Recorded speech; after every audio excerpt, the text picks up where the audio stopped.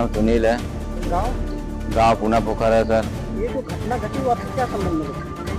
Sir ये समझ में है कि ये हमारी सिस्टर हैं। 12 फरवरी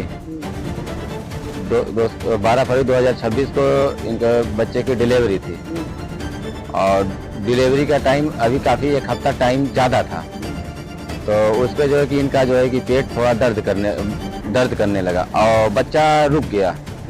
और बच्चा रुक गया तो हमारे घर पे गार्जियन ना होने के कारण मेरी मम्मी और हमारे भाभी इसके हॉस्पिटल पे डॉक्टर अंगद पाल, रेणु विश्वकर्मा, जय माँ सर्वेश्वरी जच्चा बच्चा केंद्र करके हॉस्पिटल है पूना पोखर, वहाँ पर दिखाने के लिए लेके गए। तो डॉक्टर ने बोला कि उनको तुरंत ऑपरेशन करना पड़ेगा। तो हमारे भाभी ने बोली देखो अभी यहाँ पर इनके कोई गार्जियन नहीं है, अभी इनको पानी चाह दिए एक बोतल। तो हमारे भाभी के कहने पर डॉक्टर अंगद पाल ने एक बोतल पानी चढ़ाया तो बच्चा रेंगने लगा।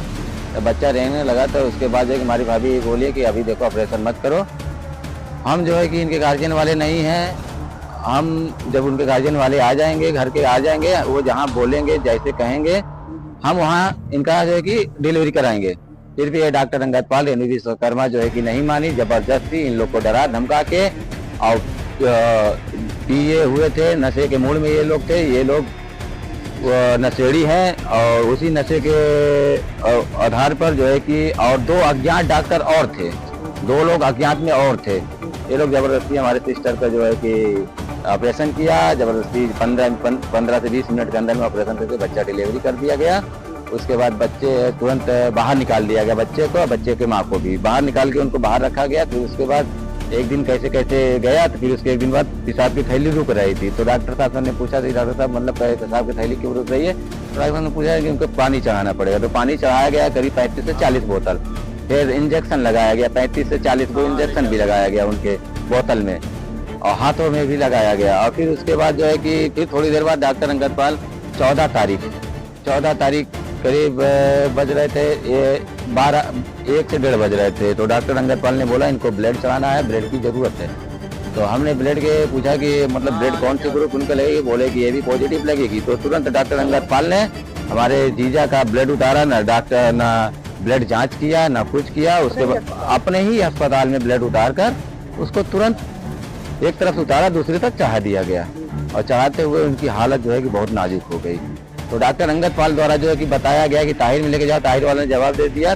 फिर उसके बाद डॉक्टर अंगद पाल जो है कि फ़ोन किए कि आप ले जाइए बनारस में वो अपने संपर्की हॉस्पिटल में है, कुलवंती हॉस्पिटल करके है, उसमें एडमिट करवाया। तो 2 दिन एडमिट करवाने के बाद हमने अपने सिस्टर को देखा कि वहाँ उसकी हालत और ख़राब होती जा रही है। तो तीसरे दिन अपने सिस्टर को हमने वहाँ से रिलीज़ करा लिया, क्योंकि हमको समझ नहीं आया था, क्योंकि डॉक्टर अंगद पाल हमसे पहुँचने से पहले वो पहुँच चुका था। डॉक्टर को उसका संपर्क है, क्योंकि यहाँ कंडीशन मरीज का हालत ख़राब कर दिया था, वहाँ मरवाना चाहता था जान से। तो वहाँ से हम अपने मर्जी से निकाल लिए, ले जाके हम बनारस ओपल हॉस्पिटल है, वहाँ ले जाके एडमिट किए। तो कुछ कंडीशन हमारी सिस्टर को सही हुई, तो हमको कुछ उम्मीद जगी कि हमारी सिस्टर लगभग ठीक हो जाएंगी। तो जो चीज़ हमारी सिस्टर को प्रॉब्लम थी, इन्फेक्शन से लेके किडनी उडनी का जो प्रॉब्लम था, जो पेट वगैरह सब फूला था, ये सब वहाँ ठीक हो चुका लगभग। फिर उसके बाद हम वहाँ से उसको लेके लखनऊ गए, लखनऊ दिखाएं। लखनऊ में भी उनका जो इलाज चला, बढ़िया चला। किडनी का समस्या तो डॉक्टर दवा दे रहे थे, इलाज चल रहा था। तो हमको डायलिसिस हफ्ते में 2 बार उनको डायलिसिस करवा रहे थे। तो हम जो है कि एप्लीकेशन जो है कि 14 तारीख को पहला एप्लीकेशन हम 14 तारीख को थाने में दिए गए। 14 मार्च 1 महीने बाद हम बनारस से जब रिटर्न आए तो 1 महीने बाद एप्लीकेशन दिए हैं, डॉक्टर के खिलाफ एप्लीकेशन दिए। 112 नंबर पर डायल फ़ोन किए तो आए, पुलिस उनको पकड़ के लेके आई है। तो उनको आधा घंटा 1 घंटा बैठाई है। तो यहाँ जो है कि यहाँ जो SO सर थे, हम उनको बोले हैं कि ऐसे मतलब हमारा मुकदमा लिखिए। तो हमारा मुकदमा सर यहाँ लिखा नहीं गया, वहाँ पे सब लेन देन की बातें सब हो चुकी थी, यहाँ मुकदमा जो है कि नहीं लिखा गया। तो SO साहब हमको बोले कि आप CMO के पास जाइए, CMO से जो है कि अपनी एप्लीकेशन दीजिए। उसके बाद जो है कि उसको वो जो है जैसा मतलब लिख के देंगे हम उसके उसी आधार पर उनके ऊपर कार्रवाई करेंगे। सीएमओ साहब के गए? हाँ? सीएमओ साहब क्या गए आप? सीएमओ साहब के पास भी गए थे, मिले थे। एडिशनल सीएमओ साहब के पास गए थे जो है कि जिसका नाम है शैलेंद्र, डॉक्टर अलेंदर कुमार। ये डॉक्टर अलेंदर कुमार जो है ये पैसे खा के बैठे हुए हैं व्यक्ति है। ये इनके आश्वासन से हम 5 महीने से इनके पीछे दौड़ रहे हैं। ये हमको एडिशनल सीएमओ के पास, फिर उसके बाद हम सीएमओ के पास भी मिले। सीएमओ हमको जवाब यही दिए हैं कि हम खुद पकड़ के ला के दें डॉक्टर को। तो मैं सीएमओ साहब से बोला कि सर आप एप्लीकेशन एक लिख के दीजिए, मुकदमा बना के दीजिए, पुलिस उनको गिरफ्तार करेगी। तो वो बोले हम पकड़ के नहीं ला दे सकते, मुकदमा नहीं लिख के देंगे, पुलिस का काम है। पुलिस सीएमओ के पास दे रही है, सीएमओ पुलिस के पास दे रही है। तो दोनों लोग हमको गुमराह कर रहे हैं। जब हमको गुमराह किया गया तो एक तो घर में जो है कि हमारी सिस्टर है, उनको हम लखनऊ ले दौड़े कि प्रशासन के पीछे दौड़े। पहले हमको मरीज के खड़ा करना था। तो जो है कि एडिशनल सीएमओ जो है डॉक्टर अलेंदर कुमार, ये व्यक्ति हमको आश्वासन पे आश्वासन देता गया, कोई कार्रवाई नहीं है। टीम गठित होगा तो वैसे होगा, फलाना होगा, ठिकाना होगा, ये सब हमको। उसके बाद सर देखिए कार्रवाई कुछ नहीं हुआ। इतना दौड़ने के बावजूद भी तो हम जो है डॉक्टर इसी तरह वो हॉस्पिटल सीज हुआ। तो ये डॉक्टर अंगद पाल द्वारा और रेणु विश्वकर्मा द्वारा, यही लड़की का जो है कि ऑपरेशन गलत तरीके से जो हुआ, और उसमें एक सिस्टर का ऑपरेशन होने पर दूसरे का ऑपरेशन हुआ। जैसे हमारे सिस्टर का ऑपरेशन हुआ, हमारे सिस्टर का जब मामला गंभीर हुआ तब उसके बाद जो है कि हमने एप्लीकेशन दिया। एप्लीकेशन देने के बाद डॉक्टर सीएमओ साहब के द्वारा आके हॉस्पिटल सीज किया गया और हमको आश्वासन दिया गया कि हफ्ते 10 दिन के अंदर में डॉक्टर को ऊपर कार्रवाई होगी, जो कि आज 5 महीना हो गया डॉक्टर ऐसे खुला घूम रहा है। आज की डेट में डॉक्टर हॉस्पिटल 2 ऐसे फर्जी 2 हॉस्पिटल ऐसे, एक रानी सराय में और एक यहाँ पे चोरी छुपे चला रहा था, जो कि आप लोग ने पब्लिक लोग ने देखा। इस तरीके से वहां ना कोई नाम नहीं है, ना कोई बोर्ड नहीं है, ऐसे इस तरीके से फर्जी हॉस्पिटल चला रहे हैं। तो ये जिम्मेदारी किसकी बनती है? आज एक बड़ी बड़ी घटना हुई, उस संबंध में क्या कहेंगे? इसके संबंध में कहेंगे कि हमको सब न्याय मिला जाए डॉक्टर के खिलाफ, और डॉक्टर अंगद पाल के द्वारा और रेणु विश्वकर्मा द्वारा इनके ऊपर 302 का मुकदमा लिखकर उनको गिरफ्तार किया जाए। और हमारा जो जितना हमारे जो एक बच्ची है उसके पालन पोषण के लिए हमारे जो जितना हम लगाए हैं उसके डॉक्टर हमको मुआवजा दिया जाए, और हम बच्ची को किस तरह पालेंगे। अब तक कार्रवाई से कितना संतुष्ट? अभी कुछ भी संतुष्ट नहीं है, 1% भी कम नहीं है, क्योंकि जहाँ राजा चोर है जनता क्या कर सकती है,